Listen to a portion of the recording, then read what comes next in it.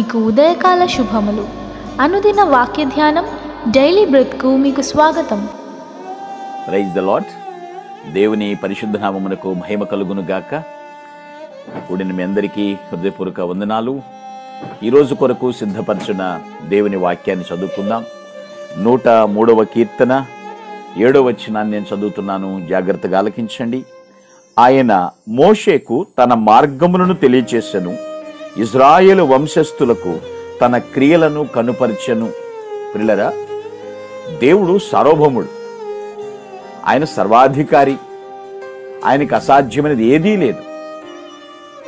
ఆయన మోషేకి మార్గమును తెలియపరిచాడు, క్రియలను కనపరిచాడు. రెండు విషయాలు ఇక్కడ చూస్తున్నాం.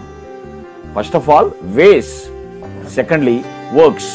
Ways and works.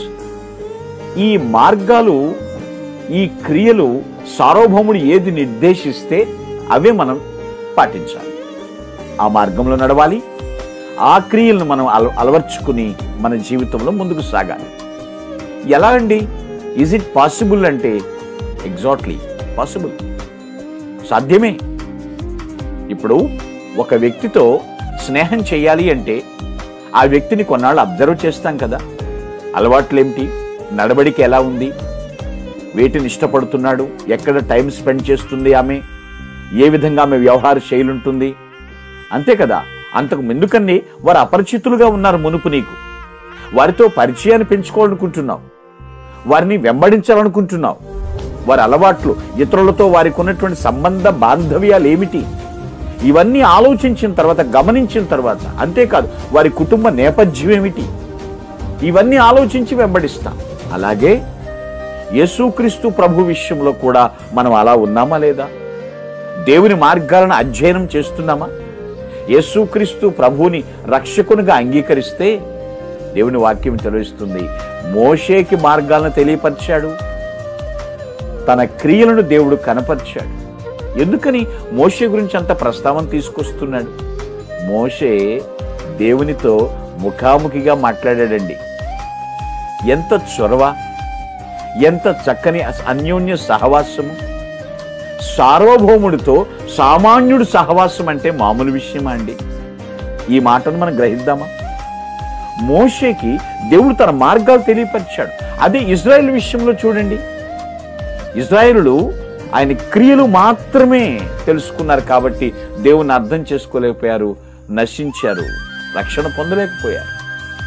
ఆలోచన చేయండి. మనము కూడా కేవలము క్రియలు మాత్రమే చూస్తే రక్షింపబడలేమండి. క్రియలు మాత్రమే చూడకూడదు. యేసుక్రీస్తు ప్రభు అంటే చాలా మంది దృష్టిలో ఎలా ఉందంటే, ఆస్తులు ఇచ్చేవాడు, ఆనందం ఇచ్చేవాడు అంతేనా, స్వస్థతలు ఇచ్చేవాడు అంతేనా? కాదు కదా. ముందుగా రక్షించేవాడు. రక్షణ లేకుండా ఏదీ లేదు కదా. దావీదుతో కూడా మాట్లాడాడు, మార్గాలను బయలుపరిచాడు. నా ఇష్టం వచ్చిన మార్గంలో వెళ్తాను అంటే అది మంచిదో లేదో చెక్ చేసుకోకుండా ఎలా వెళ్తావు? నా ఇష్టం వచ్చిన పనులు చేస్తాను. ఈరోజు ప్రభువు మనతో మాట్లాడుతున్నాడు. వేస్ అండ్ వర్క్స్, మార్గముల గురించి, క్రియల గురించి మాట్లాడుతున్నాడు. నీవు నేను ప్రార్థన చేస్తున్నప్పుడు, ప్రభువా ఏ మార్గంలో ప్రయాణించను, ఏ పని చెయ్యమంటావు అని ప్రార్థన చేయాలి కదా. ఒకటేనండి, మనముగా ఆయనకి సబ్మిట్ చేసేసుకోవాలి. మనం ఆయనకు సమర్పించుకోవాలని కోరుతున్నాడు. ప్రతి విషయంలో ప్రభువుకి ప్రథమ స్థానం ఇవ్వాలి.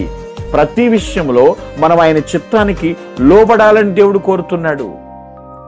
ఏమండోయ్, ద్విమనస్కులు కాకూడదండి. అంటే సందర్భాన్ని బట్టి మనసు మారిపోయే తత్వము దేవుని పిల్లలకు తగదు. ఆయన మనస్సే మన మనస్సు అయి ఉండాలి.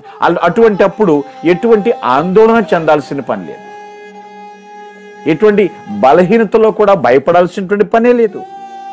ఆందోళన చెందినప్పుడు దేవుని సన్నిధిలో గడిపితే దేవుడు మనకు సమాధానం ఇస్తాడు, తన వాక్యం ద్వారా మనతో మాట్లాడతాడు. ఎందుకంటే సమాధానకర్తకు అధిపతి. సార్వభౌముడితో సామాన్యుడు సహవాసం అంటే ఎంత అద్భుతమండి అది. ఆయన మార్గాలు, ఆయన క్రియలు ఎప్పటికప్పుడు మనం ఆకళింపు చేసుకోవాలి. ఎందుకంటే కొందరి మార్గాలు వాళ్ళ దృష్టికి వాళ్ళకి తిన్నగా కనపడొచ్చు, కానీ తుదకది మరణానికి దారితీస్తుందేమో.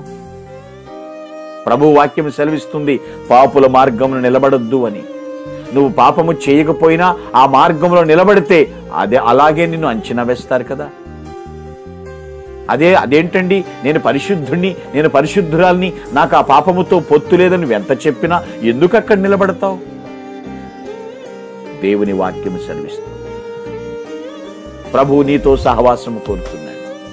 ఆయన మార్గాల్లో ఆయన చెయ్యి పట్టుకుని నిన్ను నడిపించాలని ఆశిస్తున్నాడు.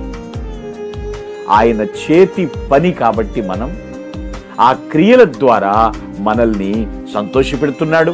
ఆయన ఏం పని చేశాడు మనకి? తన శిలువ కార్యము ద్వారా మనల్ని రక్షించాడు. ఈ రోజుకి నీకు అర్థమైనవా ఆయన మార్గాలు? ఆయన క్రియలు నీకు అర్థమైనవా? ఆయన నిత్య సంతోషాన్ని ఇచ్చేవాడు, నిత్య సమాధానాన్ని ఇచ్చేవాడు, నిత్య రక్షణ అనుగ్రహించేవాడు. అంతేకాదు నిత్య జీవాన్ని కూడా మనకు ప్రసాదించేవాడు. ఆయన సార్వభౌముడండి. ఆయన ఆ సార్వభౌముడితో మనం సహవాసం చేస్తున్నామంటే ఎంత సంతోషించాలో తెలుసా పిల్లరా? ఎంతగా ఆనందించాలో తెలుసా? ఆయన దృష్టిలో గొప్ప దేవుడండి, సార్వభౌముడైన సర్వశక్తిమంతుడు. దేవుని యొక్క సన్నిధిలో నిత్య సంతోషములు కలవు అని ఎందుకంటున్నాడు తెలుసా? ఆయన మార్గాలను ఇష్టపడాలి. నీకు ఇష్టం వచ్చిన మార్గంలో నడవడం కాదు, దేవుని మార్గము. ఎందుకంటే నేనే మార్గము, సత్యము, జీవము అన్నాడు. ఆయన చేతి పనండి మనం. ఆయన చేతి పని. ఆయన స్వహస్తాలతో మనల్ని చెక్కుకున్నాడు, మనల్ని తయారు చేసుకున్నాడు. కర్త, కర్మ, క్రియ ఆయనే కదా. ఎప్పుడైతే ఆయన మార్గాన్ని మనకు చూపించాడో, ఆయన క్రియలు మనకు కనపరిచాడో మనము గ్రహించాలి. ఎవరో ఏదో అన్నారని కళ్ళు మూసుకుని ప్రవర్తించకూడదు. ఎప్పుడు కూడా అలా వెళ్ళిపోవటం ఉండకూడదండి. ఎప్పుడు కూడా ఏం ఆలోచిస్తున్నాం? ఈ విన్న వాక్యమును బట్టి మనం ఏం ఆలోచిస్తున్నాం? దావీదుకు నేర్పించాడు. మోషేకు మాత్రమే కాదు, దావీదుకు నేర్పించాడు. ఇప్పుడు మనకి కూడా దేవుడు నేర్పిస్తున్నాడు. ఆయన మార్గంలో ప్రయాణిద్దాం. ఆయన క్రియలను బట్టి మనము ముందుకు సాగుదాం. పిల్లలు, ప్రభువా, నా భవిష్యత్తును నీ చేతులకు అప్పగిస్తున్నాను, నా జీవితాన్ని నీ చేతుల్లో పెడుతున్నాను. ఆయన ఖచ్చితంగా మనల్ని హ్యాండ్ ఓవర్ చేసుకుంటాడు, మన బాధ్యతను తీసుకుంటాడు. ఆయన దేవుని యొక్క కృపను మన చుట్టూ కూడా ఆవరింప చేస్తాడు. ఆయన అభిషేకంతో మనల్ని కప్పుతాడండి. ఇంకో విషయం చెప్పనా? నువ్వు వదిలిపెడుతున్నావేమో కానీ దేవుని చెయ్య ఆయన నీ చెయ్యి ఎప్పుడు కూడా విడిచిపెట్టాడు. ప్రార్థించుకుందాం. దయగలిగిన తండ్రి, వందనములు. నువ్వు సార్వభౌముడవు. సామాన్యులైన మాతో మీరు సహవాసం చేయటానికి ఇష్టపడుతున్నారు. నీ మార్గములు, నీ క్రియలు, అద్భుతములు మాకు తెలియపరిచిన రీతిగా, మీరు మాకు బయలుపరిచిన రీతిగా మేము నీ మార్గంలో నడుస్తూ మీరు చూపించిన క్రియలు మేము చేస్తాం. మమ్మల్ని అందరినీ మీ హస్తములకు అప్పగిస్తాం. వింటున్న వారు ప్రతి ఒక్కరిని కూడా ప్రభువా నీ యొక్క చల్లని చూపుతో ఆశీర్వదించు. క్రీస్తు పేరిట ప్రార్థించి దీవిస్తున్నాను తండ్రి, ఆమేన్. ప్రభు కృప మీకు సదా తోడై ఉండును గాక. ఆమేన్. మీ కొరకు ప్రార్థించుటకు మేమెల్లప్పుడూ సిద్ధం. Praise the lord. ప్రభు నామమున మీ అందరికీ వందనములు. ఈ మా సందేశముల ద్వారా మీరు ఆశీర్వదింపబడినట్లయితే మీ తోటి వారికి షేర్ చేసి దేవుని రాజ్య సువార్తలో మీరు కూడా పాలుభాగస్తులు కావాలని ఆశిస్తున్నాం. మొదటిసారిగా ఈ ఛానల్ను చూస్తున్నట్లయితే మా ఛానల్ను సబ్స్క్రైబ్ చేయండి. వీడియోలు నోటిఫికేషన్ రూపంలో పొందుటకు బెల్ బటన్ని ప్రెస్ చేయండి. God bless you.